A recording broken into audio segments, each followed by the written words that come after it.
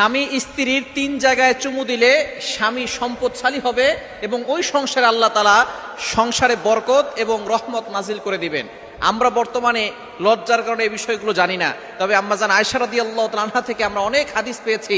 ঘরোয়া যে হাদিসগুলো নবীজি সাল্লাল্লাহু আলাইহি ওয়াসাল্লাম আমাদেরকে জানিয়ে দিয়েছেন, এ টু জেড কোন জায়গায় কি করতে হবে আমাদেরকে নবীজি সাল্লাল্লাহু আলাইহি ওয়াসাল্লাম শিক্ষা দিয়েছেন।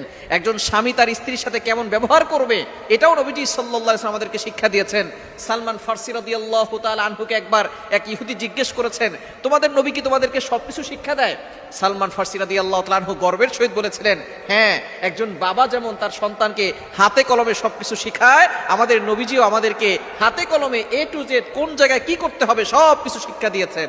আপনি টয়লেটে বসে কিভাবে পরিষ্কার পরিচ্ছন্নতা অর্জন করবেন অথবা কাবা শরীফের ঘরের ভিতরে ঢুকে কিভাবে নামাজ পড়বেন সবকিছু আমাদেরকে নবী সাল্লাল্লাহু আলাইহি ওয়াসাল্লাম শিক্ষা দিয়েছেন।